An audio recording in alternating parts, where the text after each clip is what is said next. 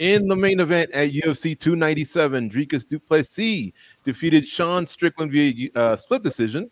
DDP is now the first South African to win UFC gold, and he went the whole 25 minutes against a formidable cardio machine.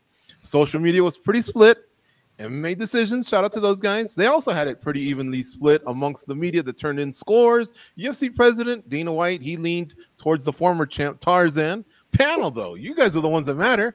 What was your reaction to the fight, including your scorecard? Mike, we're going to go to you first. You were there.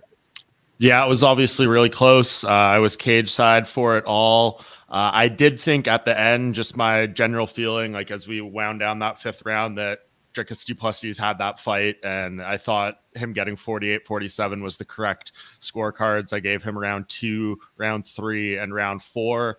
Some of them were close, though, man. Like, if you want to make a case for Sean Strickland 48-47, I'm not going to sit here and say it's wrong or anything like that. But the fact that Dricus won, it's not a robbery or anything like that. Like, this is a close fight. How many times do we have to say it? You know, not all close fights are robberies, things like that. So I'm fine with it. I thought it was okay the way it went. And Dricus impressed me, man. I mean, everyone has kind of said, what was he going to be able to do in a fight that looked pretty much like this? And he told me when we spoke before fight week, because he got into Toronto pretty early ahead of this one, and he said, this is going to be the fight of the night, maybe a fight of the year contender if Sean Strickland can stand in there and take it with me. And I'm not going to fold. Even if I'm tired, I'm going to keep pushing, and I will win a decision if this goes 5 rounds. And he held true to pretty much all of those words. So you got to give him a tip of the cap for that.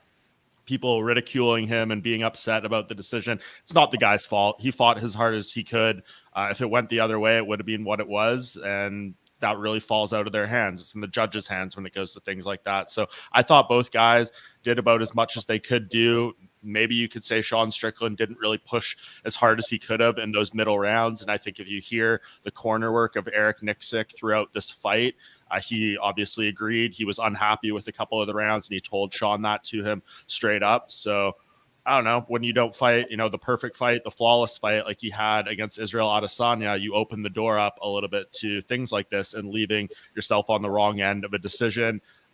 It's a little more of a common thing now with Sean Strickland, his past 2 losses, Jared Cannonier, and then this one, both decisions. You could make the case he should have won, but maybe he's just not doing quite enough in these fights. So that's something maybe they need to go back and consider a little more going into the next one.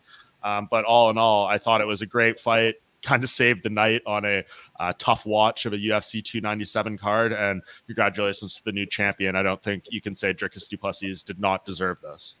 And Mike, you were there. I also want to know, man, what was it like as it was unfolding? Did it meet your expectations? I say that because in December, we had all these controversies. Then fight week, things seemed to simmer down a little bit. But hey, at the end, it did seem like a possible 2-2 fight going into round 5. What was the atmosphere like? What was the buzz like those final 5 minutes? Yeah, it was good. I mean, I think the crowd was at that point a little tapped out just on the whole experience of the night. Like, can you guys remember a UFC pay-per-view ending later than this one? I think the main event wrapped like, you know, close to 1:30 a.m. or something like that. So it was late, and just seeing, you know, the Canadian fighters, at least the males, go 0-7. That was, we'll get into Raquel Pennington versus Mayra Bueno Silva, but like that was, you know, a bit of a slog to get through. And then you get this fight. I think it got as much of the excitement out of the fans as possible. But yeah, there was some good energy in there for sure. But yeah, I think it lived up to it. I mean, what can you ask for? It was a pretty high level fight. I know some of the striking got a little bit sloppy at times, but as for what it was, I thought it was good. You know, both guys dug deep. It was a bloody fight. Like, you can't really ask for too much more out of a championship fight besides maybe a definitive finish for one guy. Good stuff. Shout out to the Toronto crowd. They came strong all week, man. It was a long night, though, for sure. A lot of decisions as well. Hey, turn in your score in the chat, and I'll read some off. Let's get to Matt Wells. It's been a while since we had you, Matt. I always love your takes. What'd you think, man, as you were watching the fight unfold? You know, we were all kind of looking forward to this fight quite a lot. And like I said, it was just a roller coaster of ups and downs with the whole temperature of the rivalry or not. You know, is there heat or not? But what'd you think anyway? Yeah, I thought the fight was fantastic as it played out. You know, you like to see guys kind of stand in the pocket and trade shots, and that's what it felt like was happening. As the fight wore on, you know, we saw Dricus implement those takedowns and try to switch things up.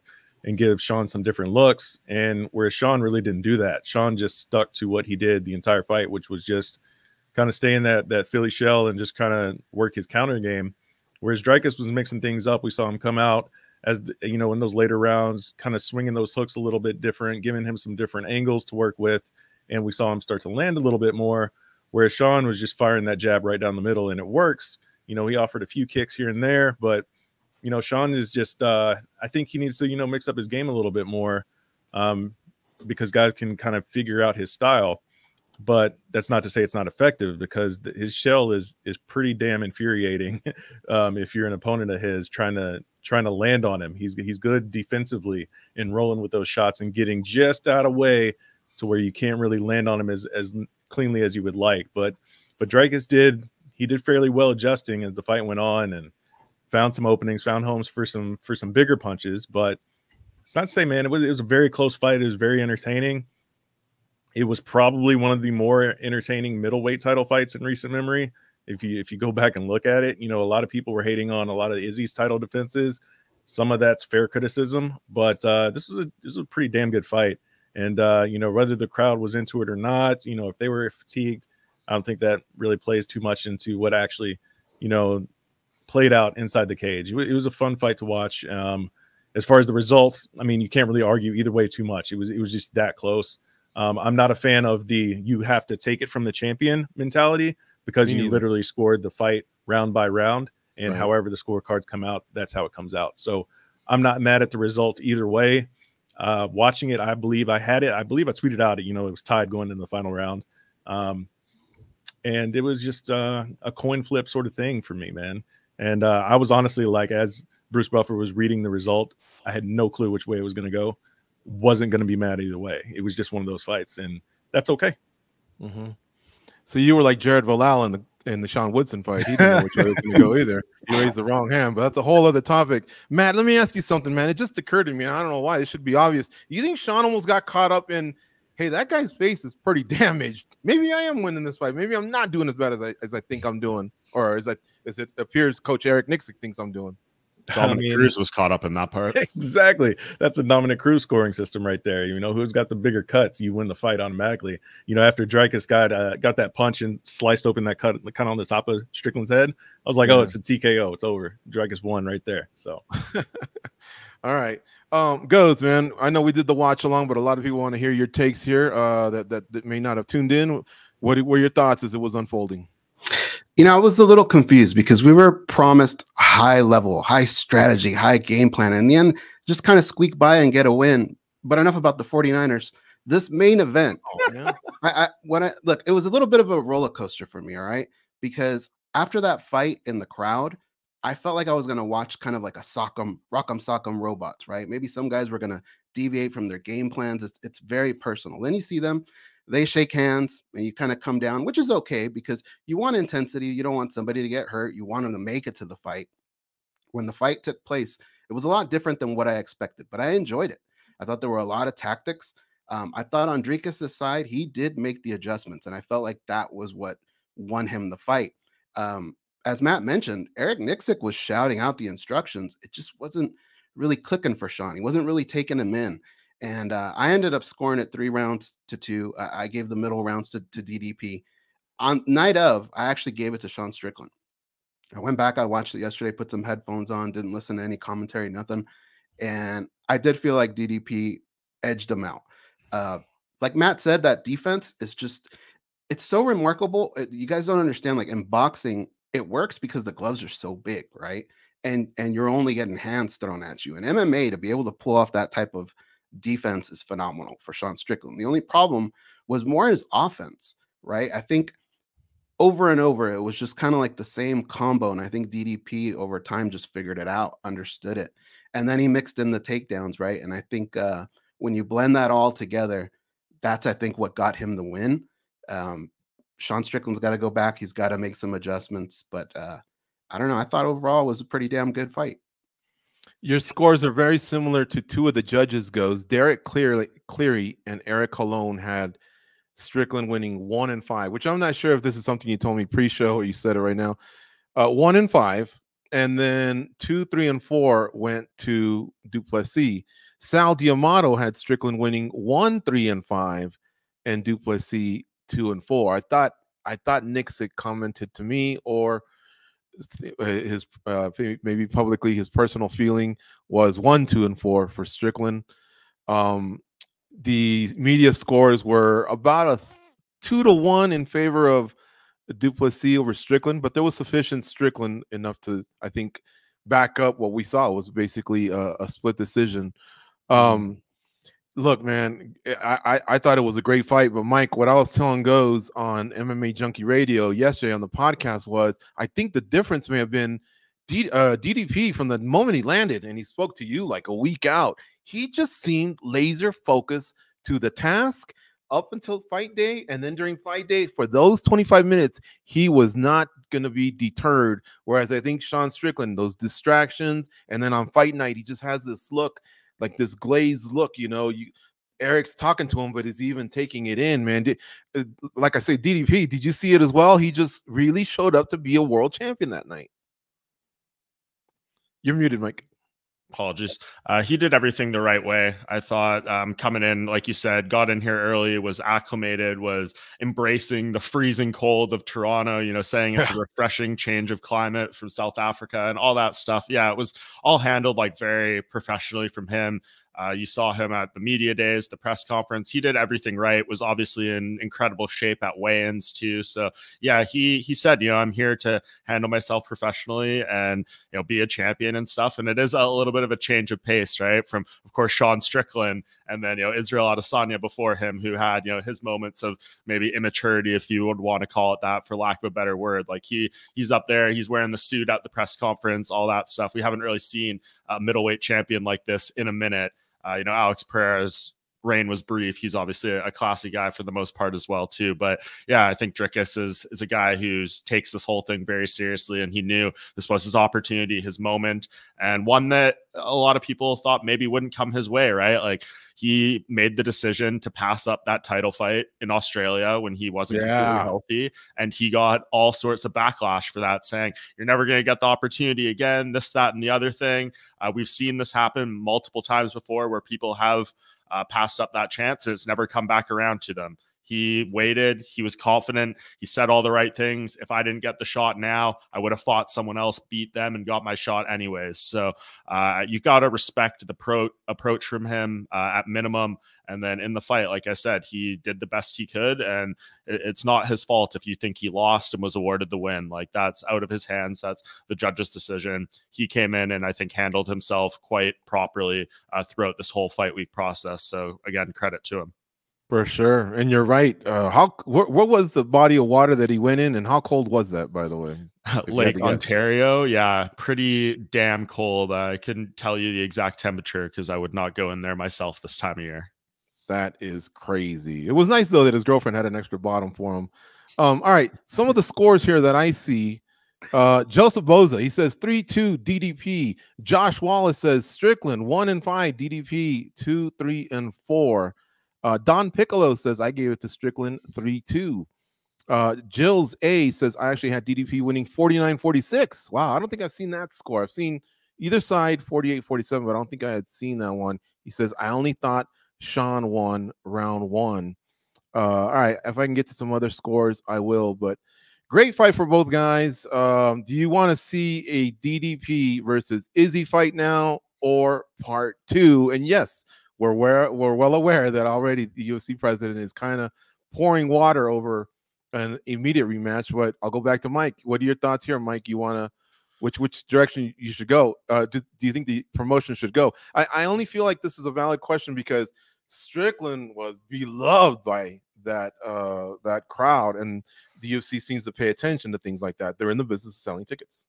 But it's also Israel Adesanya, right? Like, he's got his own degree of star power. Don't forget, you know, Khamzat Chimaev, who I do think, if you're to make like an argument or like a power rankings of who's the most deserving, he would probably be at the bottom considering his lack of a body of work at middleweight. But you can't forget, you know, he was promised the title shot for a win over Kamaru Usman and taking that fight on short notice in Abu Dhabi and whatnot. So I don't know if they're going to stick true to their guns. His health situation seems to be a little bit fuzzy and all that. So I put Khamzat like number 3. Number 2, I guess I would put Sean Strickland, just because, you know, you could make an argument he didn't deserve the title shot against Israel, and he was just a product of circumstance, and then he didn't defend the belt at all. So even if you think he won this fight, it wasn't just quite enough for me to say, let's run that back right away, especially when you have what would be number 1 on my list, the Israel Adesanya fight, just sitting there waiting. I know there's issues with that as well. People will say he got the immediate rematch against Pereira when he lost, which was more than warranted, in my opinion. A bit of a debatable stoppage when he lost to him in New York, and he had defended his title 5 times before that. So I can't really, see the argument about giving him the rematch in that one. But his second title reign, he didn't defend the belt and lost it to Sean Strickland. But I think just given what he's done overall in his career, the fact that he's admitted he could be kind of on the back end here. We don't know how many fights he has left. There just could not be many more opportunities to do this. Like, look at this face-off. We all remember this. This was such a hot fight when this all went down. You could make, the case that it was for some of the wrong reasons, given like the undertones of the storyline, but it was a promotable fight, and I think it still very much is. So to me, that's the one you got to do, just because we've seen so many times the UFC maybe step aside and wait a little too long for a certain fight, then it passes them by. This is one I think you can't leave on the back burner. If Israel Adesanya is ready and wants to fight, I think you give him first dibs. And if he's not prepared for it or isn't ready on the timeline, then you move on, maybe talk to Sean Strickland, talk to Hamzat. Jared Cannonier is a name that's been thrown out there. Of course, he has the win over Strickland, but must be reminded he just pulled out of a fight in December with Roman Dolidze due to a torn MCL. Turns 40 in a few weeks. We don't know what his timeline is for fighting and all that stuff. So I think he's a name you have to consider too, but not quite in the running. So to me, choice number 1, Israel Adesanya. If he's not ready, there's plenty of other options you can move on to. Matt, you seem to be nodding your head in approval. Is that the direction you would go in as well? Absolutely. That's the choice for me, man. If Izzy is ready and if Izzy is motivated, I could see Izzy coming into this matchup and creating a highlight, because Dricus' style for Izzy, I think, is perfect for the way that Izzy fights. I mean, Izzy's counter game is sharp, and it's on point. When he's on point and he's like really out there to try to make something happen, I think Izzy could create a highlight off of Dricus. Just because Dricus, he still has a lot of, like, just watching that fight with Sean, like, there's a lot of moments where it's like, that was pretty sloppy. And Izzy can really take advantage of some of those moments. Again, as long as he's motivated and is really hungry to go out there and start another title reign. So that's the fight for me. I'm not interested in a Strickland rematch. I don't think that, that should be the direction the UFC goes. And Dana, like was already mentioned, Dana doesn't seem interested as well. So let's see what happens. I guess Sean goes back to highlighting or, headlining, what was it, 3 or 4 Apex events in a row again or something like that.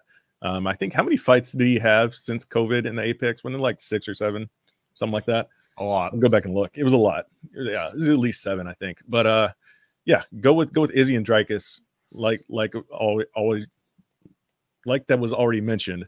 The bad blood there, the highlights, the trash talk, the fight has already built itself. You just got to book it, put it on paper, and make it happen. All right, is it unanimous? And let me just offer the slightest pushback here. That would be Izzy's second time getting an immediate rematch. Respect. He did defend 5 times. He can sell, but not too many athletes get, afforded that opportunity. And part 2 is the UFC wants to make a huge splash in the continent of Africa. They want to build a UFC PI as well. South Africa has hosted a World Cup. They now have a champion there. This almost seems like a perfect fight to go to there. I haven't heard of any plans that in the first half of the year that kind of lay that out. So does this fight, if you say Izzy, does it happen in Vegas, or do they wait and make that splash in the continent of Africa? Well, look, if you did it, I mean, it'd be huge no matter where you take this fight, right? But if you did it in South Africa, that's next level. That would be pretty amazing. To your point about Israel Adesanya, I understand you, George. I think you make sense. But, on this show, I think we're always talking about, look, we need to do what's right. When there's somebody on a streak, they deserve to be next. But if you look below Israel Adesanya, there really just isn't much there. Like Mike pointed out, Hamzat Chimaev, it's not like we're really hurting him, right, when his resume in that division. It's just one of those situations where sometimes you can think outside the lines, especially if you're thinking UFC 300, right? That's where kind of the rules get blurred a little bit. However, looking at Dricus walking out of the cage that night and later on that night, he doesn't look like a guy that would be ready for 300. So maybe you do shoot for that goal of doing something in South Africa. I think it would be tremendous. You would get a 100% Israel Adesanya, a 100% Dricus Du Plessis. And I think that's what we want. There's still a little beef that needs to be settled. And I think that would be a fun route to go.